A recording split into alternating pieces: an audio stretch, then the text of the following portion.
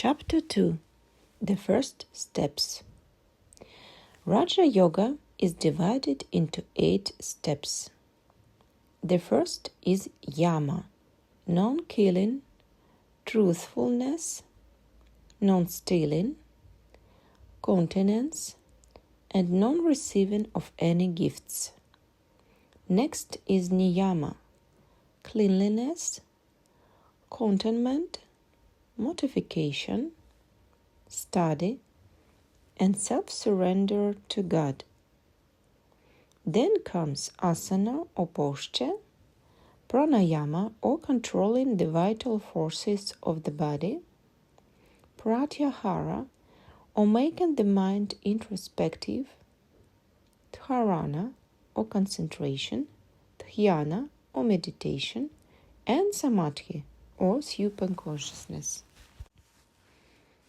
The yama and niyama, as we see, are the moral trainings. Without these, at the basis, no practice of yoga will succeed. As these practices become established, the yogi will begin to realize the fruits of his practice. Without this, it will never bear fruit. A yogi must not think of injuring anyone through thought, word, or deed. And this applies not only to men, but to all animals. Mercy shall not be for man alone, but shall go beyond and embrace the whole world. The next step is asana, posture. A series of exercises, physical and mental, is to be gone through every day until certain higher states are reached.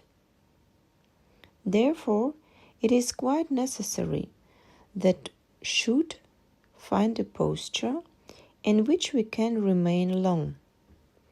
That posture which is easiest for each one is the posture to use.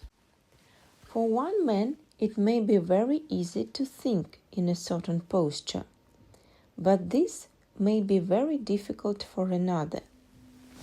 We will find later on that in the study of these psychological matters, there will be a good deal of action going on the body.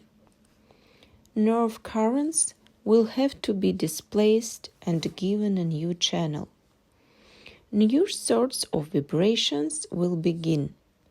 The whole constitution will be remodeled, as it were, but the main part of the action will lie along the spinal column, so that the one thing necessary for the posture is to hold the spinal column free, sitting erect, holding the 3 parts, the chest, neck, and head, in a straight line.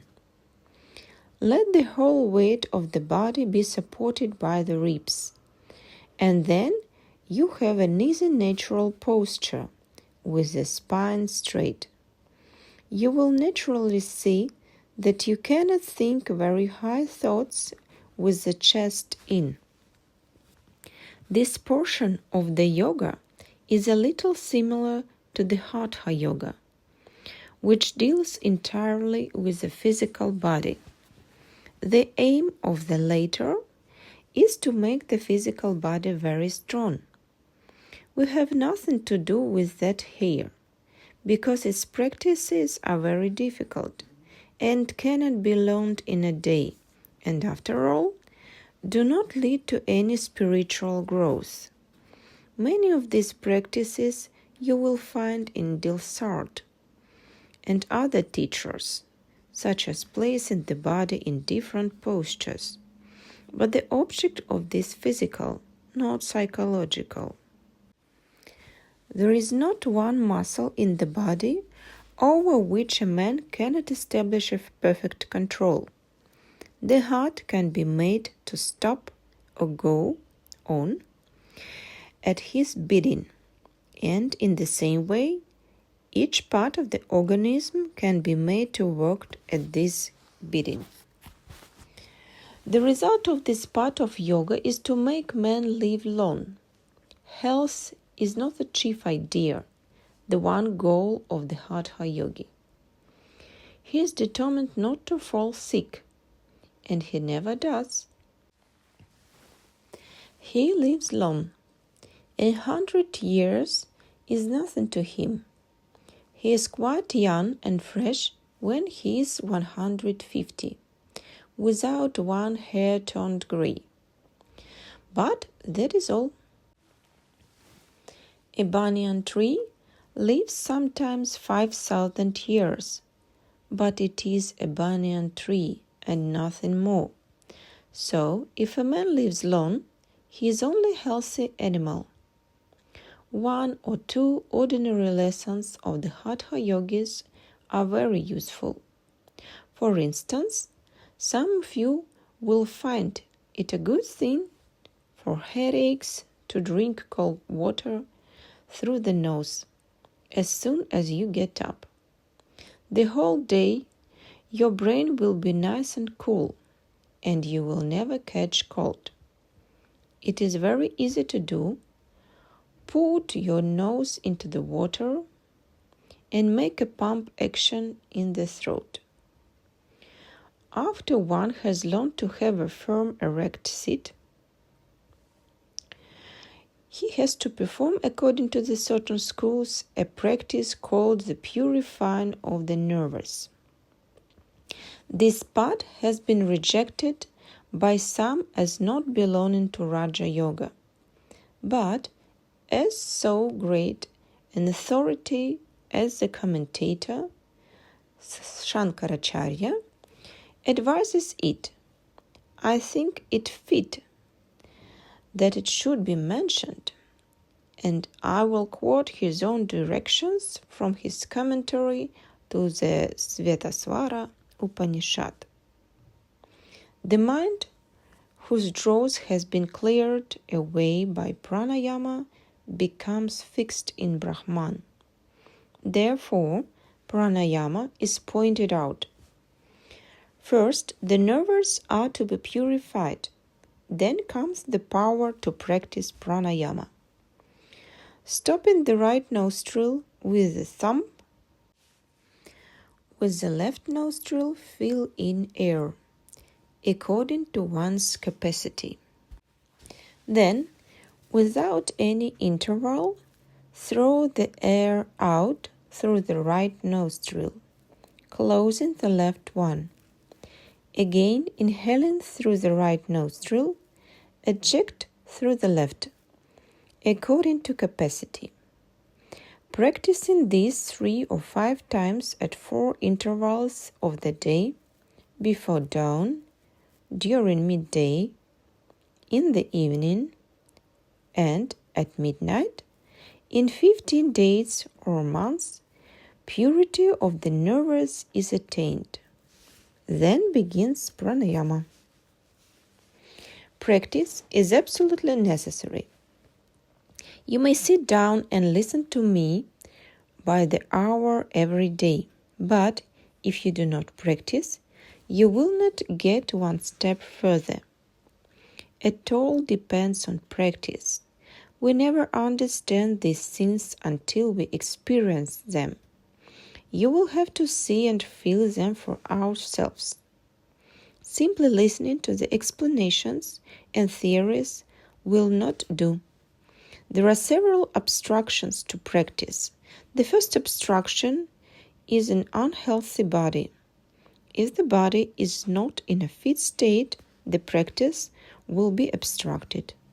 Therefore, we have to keep the body in good health. We have to take care of what we eat and drink and what we do. Always use a mental effort that is usually called Christian Science to keep the body strong. That is all. Nothing further of the body. We must not forget that healthy is only a means to an end. If health were the end, we would be like animals. Animals rarely become unhealthy. The second obstruction is doubt. We always feel doubtful about things we do not see. Man cannot live upon words, however he may try. So doubt comes to us as to the whether there is any truth in these things or not. Even the best of us will doubt sometimes. With practice, within a few days a little glimpse will come, enough to give you encouragement and hope. As one commentator of yoga philosophy says, when one proof is realized, however little it may be, that will give us faith in the whole teachings of yoga.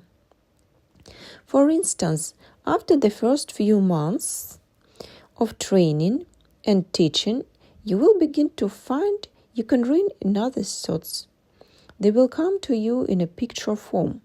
Perhaps you will hear something happening at a long distance when you concentrate your mind and try to do so. These glimpses will come, just a little bit at first, but enough to give you faith and strength and hope. For instance, if you concentrate your thoughts on the tip of your nose, in a few days you will begin to smell most beautiful fragrance. And that will be enough to show you that there were certain mental perceptions that can be made obvious without the contact of physical objects. But we must always remember that these are only the means. The aim and end and goal of all this training is liberation of the soul. Absolute control of nature and nothing short of it must be the goal. We must be the masters and not nature. Neither body nor mind must be our master. And neither must we forget that the body is mine and not I the body's. A god and a demon went to learn about the self from a great sage. They studied with him for a long time, and at last the sage told them, "Thou the self art the being thou art seeking." Both of them thought that their bodies were the self. "We have got everything," they said, and both of them returned to their people and said, "We have learned everything that is to be learned. Eat, drink, and be merry. We are the self. There is nothing beyond us." The nature of the demon was ignorant, clouded, so he never inquired any further, but was perfectly satisfied with the idea that he was God, that by the self was meant the body. But the God had a pure nature. He at first committed the mistake of thinking, "I, this body, am Brahman, so keep it strong and in health, and well dressed, and give it all sorts of bodily enjoyments." But in a few days he found out that this could not be the meaning of the sage, their master. There must be something higher. So he came back and said, "Sir, did you teach me that this body is the self? If so, I see all bodies die. The self cannot die." The sage said, "Find it out. Thou art that." Then the god thought that the vital forces which work the body were what the sage meant. But after a time he found that if he ate, these vital forces remained strong. But if he starved, they became weak. The god then went back to the sage and said, "Sir, do you mean that the vital forces are the self?" The sage said, "Find out for yourself. Thou art that." The god returned once more, and thought that it was the mind. Perhaps that is the self. But in a few days he reflected that thoughts are so various, now good, now bad. The mind is too changeable to be the self. He went back to the sage and said, "Sir, I do not think that the mind is the self." "Did you mean that?" "No," replied the sage. "Thou art that. Find out for yourself." The god went back, and at last found that he was the self, beyond all thought, one without birth or death, whom his sword cannot pierce, and the fire burn, whom the air cannot dry, or the water melt, the beginningless and birthless, the immovable, the intangible, the omniscient, the omnipotent being, and that it was neither the body nor the mind, but beyond them all. So he was satisfied, but the poor demon didn't get the truth, owing to his fondness for the body. This world has a good many of these demoniac natures, but there are some gods too. If one purposes to teach any science to increase the power of sense enjoyment, he finds multitudes ready for it. If one undertakes to show mankind the supreme goal, they care nothing for that. Very few have the power to grasp the highest. Fewer still to patience to attain to it. But a few also know that if the body be kept for 1,000 years, the result will be the same in the end. When the forces that hold it together go away, the body must fall. No man was ever born who could stop his body one moment from changing. Body is the name of a series of changes. As in a river, the masses of water are changing before you every moment, and new masses are coming, yet taking similar form. So is it with this body. Yet the body must be kept strong and healthy. It is the best instrument we have. This human body is the greatest body in the universe, and the human being is the greatest being. Man is higher than any animals, than all angels. None is greater than man. Even the devas will have to come down again and attain the salvation through a human body. Man alone attains to perfection, not even the devas. According to the Jews or Mohammedans, God created man after creating the angels and everything else. And after creating man, he asked the angels to come and to salute him, and all did except Iblis. So God cursed him, and he became Satan.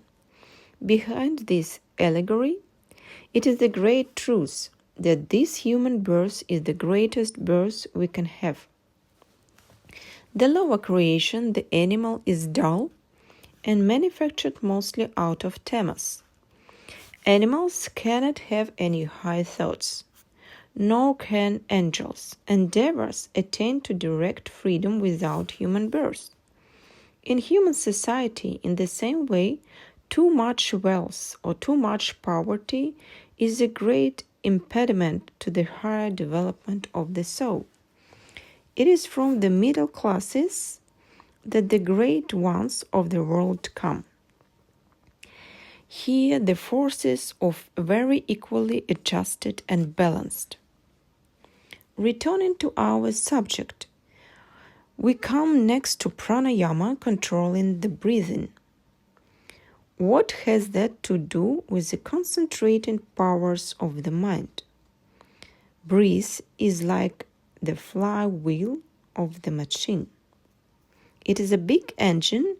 You find the flywheel first moving, and that motion is conveyed to finer and finer machinery until the most delicate and finest mechanism in the machine is in motion in accordance.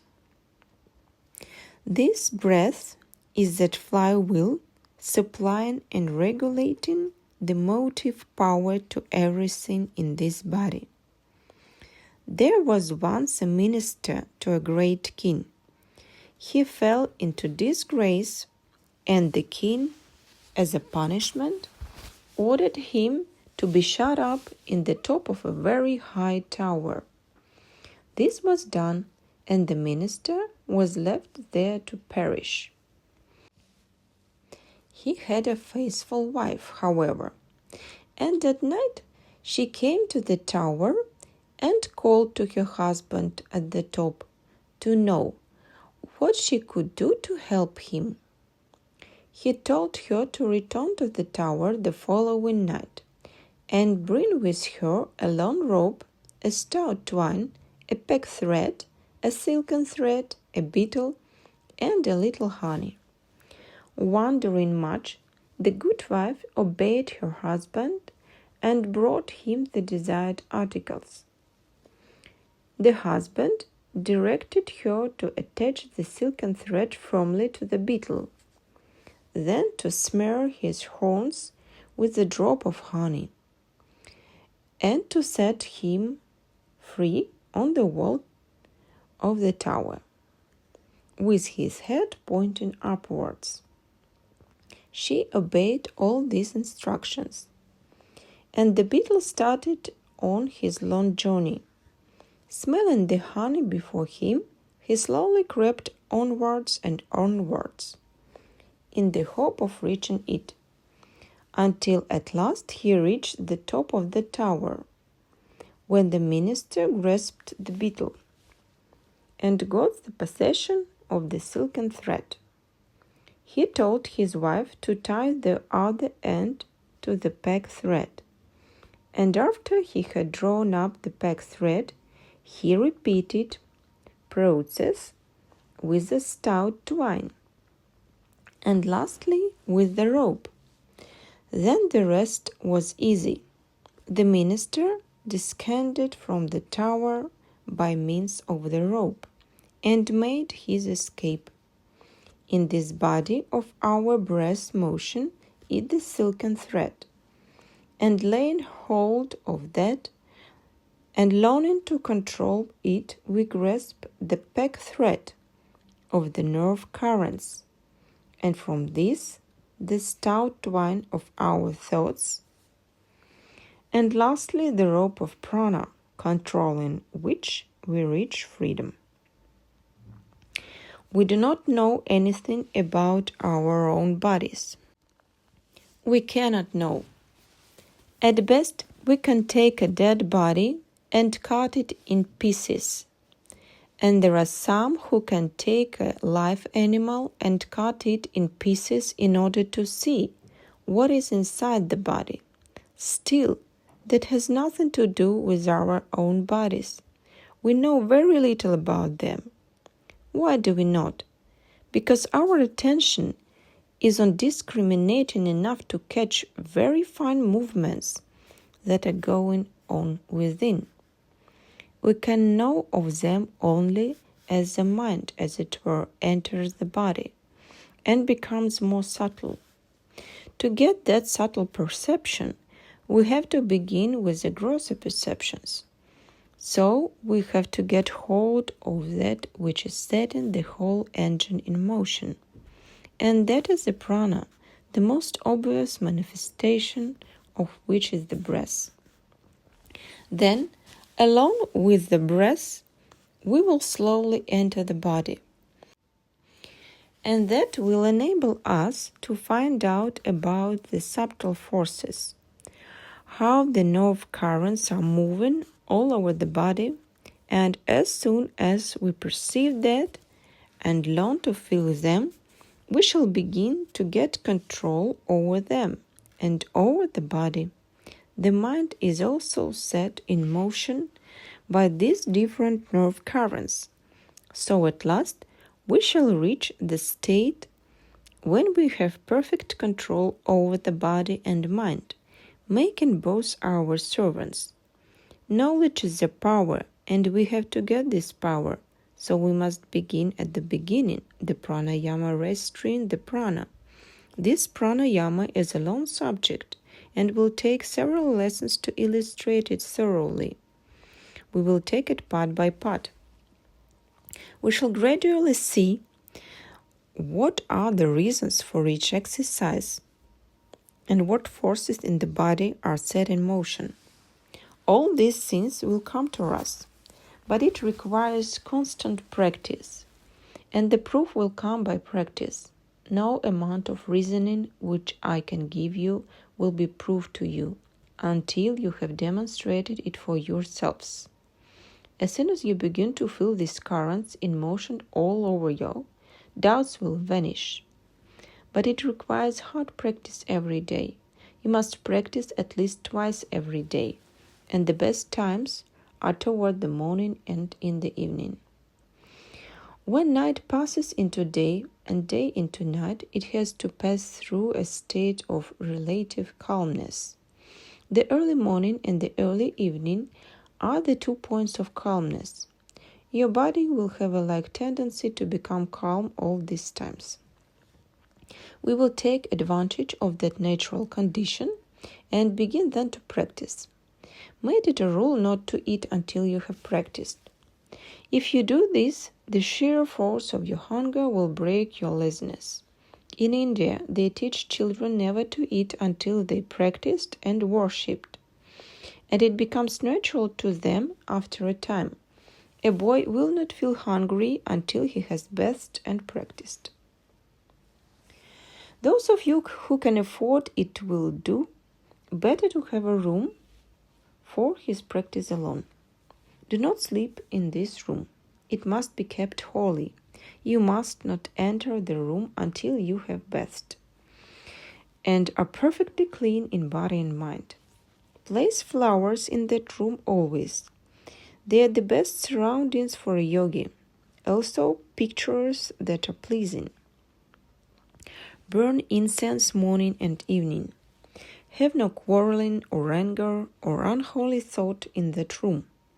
Only allow those persons to enter who are the same thought as you. Then by and by, there will be an atmosphere of holiness in the room. And when you are miserable, sorrowful, doubtful, or your mind is disturbed, the very fact of entering that room will make you calmer. This was the idea of the temple or the church. But in some temples and churches, you will find it ever now. But in the majority of them, the very idea has been lost. The idea that by keeping holy vibrations, there the place becomes and remains illumined. Those who cannot afford to have a room set apart can practice anywhere they like.